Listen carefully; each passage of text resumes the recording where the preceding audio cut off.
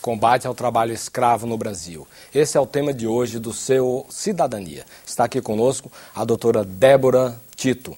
Ela é procuradora do trabalho.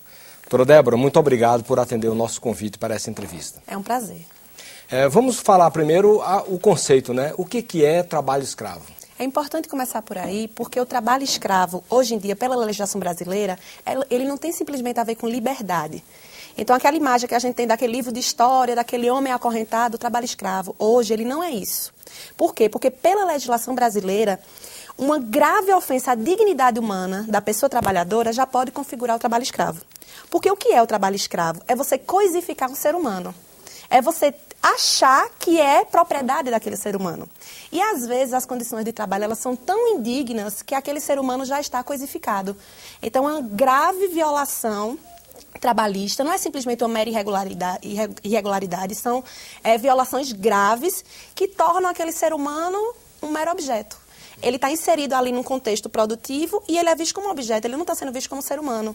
Então, o trabalho escravo, hoje, ele pode ter um cesseio de liberdade, ou seja, realmente o trabalhador pode estar preso, acorrentado, mas não só.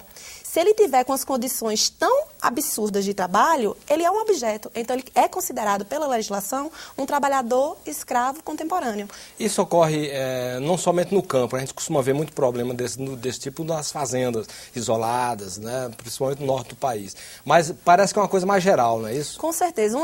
Um dos mitos que o trabalho escravo provoca, primeiro é que ele não existe, e ele existe. Esse homem, ele realmente está coisificado e tem um aspecto econômico. Não é porque o empregado ele é malvado e quer o mal e está ali chicoteando o trabalhador. Não, é simplesmente uma questão econômica.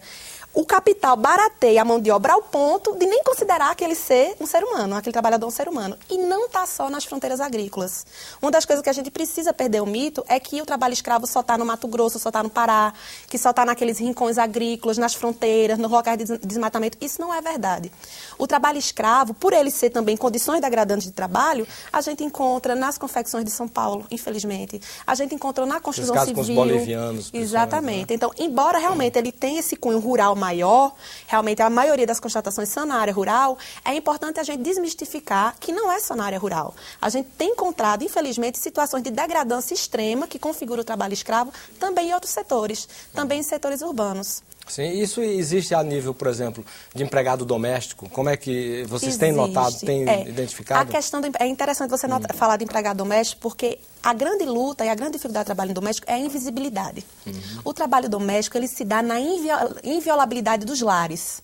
Então, muitas vezes, a gente não tem os dados, por exemplo, de trabalho infantil. A gente sabe que muitas famílias pegam aquela criança, aquele adolescente para trabalhar em casa, vou ajudar. Vou criar, mas não está né? ajudando, está fazendo com que essa pessoa faça todo o serviço de casa e não paga o salário. Então, na verdade, você está precarizando e tirando o trabalho de uma pessoa que poderia estar ali com todos os direitos garantidos. E a Constituição Nacional, ela tem um débito com o empregado doméstico, que ela não dá todos os direitos que está no artigo 7º. Ela dá apenas alguns direitos que estão lá no parágrafo único. E está fora disso jornada. Então, uma trabalhadora doméstica, um trabalhador doméstico, ele não tem jornada. Então, para você configurar uma exaustão... Quando dorme, por exemplo, na exatamente, casa do ele patrão, não tem jornada. Né? Então, você não computa hora extra e está na Constituição. Isso é uma luta dos empregados domésticos. Como é que pode não ter jornada? Se você já dorme, você está inserido no contexto do lar, mas você não é da família. Então, ser empregado doméstico, para ter dignidade, tem que ter a carteira assinada. Embora não tenha jornada, tem que ter uma razoabilidade. Senão, a gente poderia até chegar no extremo de configurar o trabalho escravo. Qual é a dificuldade? A gente não tem condição de entrar nos lares das pessoas. A gente depende de denúncia. E, normalmente, quem está no trabalho doméstico tem uma questão umbilical com a família, tem uma questão de assédio moral, tem aquele temor hierárquico, então fica muito mais difícil. No caso do trabalho escravo, que a gente constata nas fiscalizações, a gente detecta, até por notícia da imprensa, a gente detecta por desmatamento.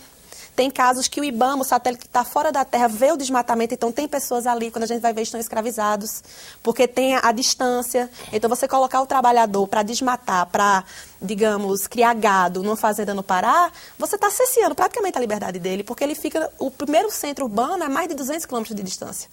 E, além disso, tem esse aspecto econômico. É uma coisa muito importante a gente dizer para o cidadão, dizer para a sociedade, que o trabalho escravo tem esse aspecto econômico. A gente não pode dar vazão a algumas vozes que falam, é porque acham que todo empregador é o ser do mal. Não. Vários empresários, inclusive, têm sido parceiros nossos. A nossa luta é para que esse empresário ele não seja indiferente à condição em que o trabalho está sendo feito. Porque é realmente uma questão econômica. É um barateamento de mão de obra às custas da dignidade do trabalhador. Então, eu não estou falando simplesmente, está faltando assinar a carteira, está faltando assinar pagar hora extra, falta água. Tem uma norma, para vocês terem uma ideia, no Brasil, que é a NR31, que nos itens dele diz fornecer água potável. Quando a gente mostra isso na legislação internacional, as pessoas ficam perplexas. É preciso uma norma no Brasil dizer que tem que fornecer água potável? Nossa. Devia ser evidente que tem que fornecer água potável. Mas a gente escuta gente dizendo, empresários ou pessoas que já até mudaram a mentalidade, dizendo, mas por que eu vou fornecer água potável se ele vai chegar na casa dele e vai tomar uma água ruim? Então, existe esse mito, para pobre qualquer coisa basta. O trabalhador já é tão pobre, já mora tão mal, já vive na favela, por que aqui no meu ambiente de trabalho eu vou dar? Gente, é uma exploração. Isso é exploração. Se o trabalhador está num ambiente de trabalho, ele está numa mola produtiva. Existe um dinheiro sendo gerado ali. Então, não pode ter uma economia na água. A gente não pode aceitar o discurso do tipo, no Nordeste o pessoal bebe água ruim, então eu vou dar água de qualquer jeito. Não, isso é exploração, é inadmissível. O capital não pode lucrar em cima do trabalhador, independente de como ele viva. Se ele é pobre, não é porque ele é pobre que qualquer coisa basta. Esse trabalho escravo praticado nos dias de hoje no Brasil, guarda alguma semelhança com a escravidão negra que funcionou até o século XIX? Guarda semelhanças que, na verdade, são até perigosas a gente aproximar demais. Por quê? A semelhança qual é? Ambos os escravos, o oficial até 1888 com a Lei Áurea e o atual, eles são considerados propriedade.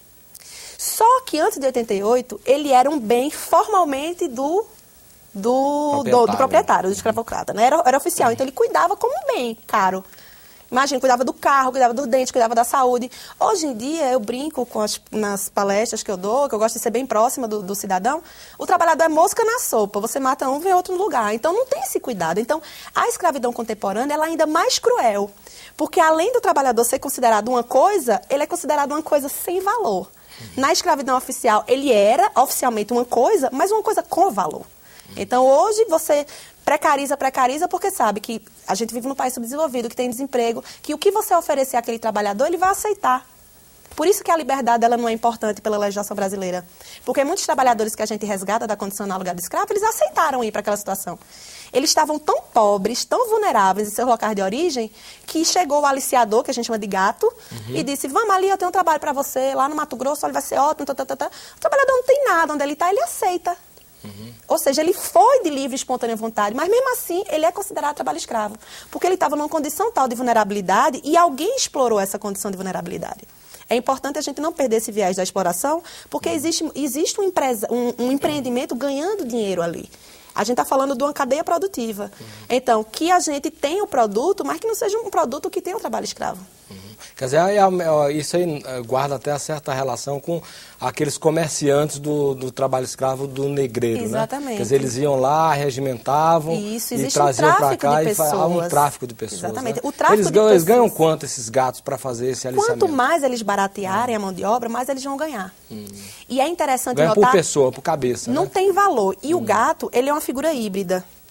Quando a gente chega nas fiscalizações, às vezes o gato é tão pobre quanto o escravo. Então, às vezes, o gato às vezes está mais para trabalhador do que para empregado, do que para empregador. Então, você sabe que é uma terceirização. Não é um capataz, no caso. Às vezes é.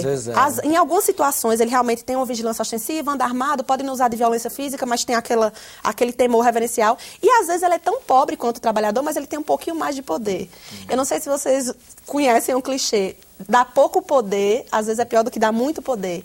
Então, o gato, nessa seara do trabalho escravo, ele funciona como um aliciador que, na hora de explorar, ele se iguala ao trabalhador, parece que é tão vulnerável quanto o trabalhador, mas na hora que a gente pega mesmo e resgata, na verdade, ele estava intermediando o pagamento, ou seja, ele se aproxima do empregador. E o interessante é que é um tráfico muito cultural. Quando a gente vai falar do tráfico de pessoas para exploração sexual, a gente vê aquelas redes de prostituição, aquela máfia, aquela coisa. No trabalho escravo, não. É aquele tráfico cultural, que o gato chega para o vizinho e faz, vamos lá. E o gato, quanto mais ele baratear, mais ele vai ganhar. Então, tem toda uma lógica econômica aí. Ele não vai dar o equipamento de proteção porque ele vai ganhar mais com isso. Ele vai vender o alimento para o trabalhador a um preço extorsivo porque ele vai ganhar mais com isso.